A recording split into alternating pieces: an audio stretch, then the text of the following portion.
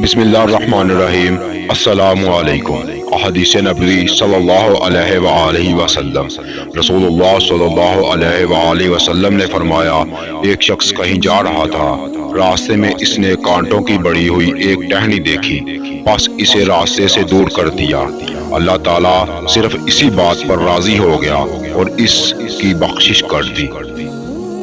آپ صلی اللہ علیہ وآلہ وسلم نے فرمایا کہ جو شخص مسجد میں صبح و شام بار بار حاضری دیتا ہے، اللہ تعالیٰ جنت میں اس کی مہمانی کا سامان کرے گا، وہ صبح و شام جب بھی مسجد میں جائے۔ حضرت عبداللہ بن عمر رضی اللہ تعالی عنہ نے ایک ٹھنڈی اور برسات کی رات میں اذان دی، پھر یوں پکار کر کہہ دیا کہ لوگوں، اپنی قیام گاہوں پر ہی نماز پڑھ لو۔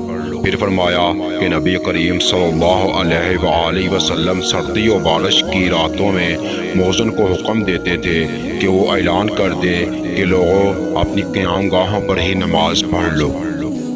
رسول اللہ صلی اللہ علیہ وآلہ وسلم نے فرمایا کہ جب شام کا کھانا حاضر کیا جائے تو مغرب کی نماز سے پہلے کھانا کھا لو، اور کھانے میں بے مزہ بھی نہ ہونا چاہیے، اور اپنا کھانا چھوڑ کر نماز میں جلدی مت کرو۔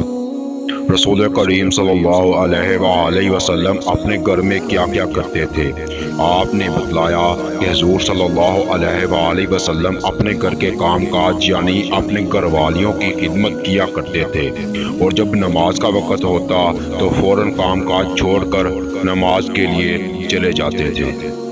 آپ صلی اللہ علیہ وآلہ وسلم نے فرمایا، کیا تم میں وہ شخص جو رکوع یا سجدہ میں امام سے پہلے اپنا سر اٹھا لیتا ہے، اس بات سے نہیں ڈرتا کہ کہیں اللہ پاک اس کا سر گدھے کے سر کی طرح بنا دے، یا اس کی صورت کو گدھے کی سی صورت بنا دے؟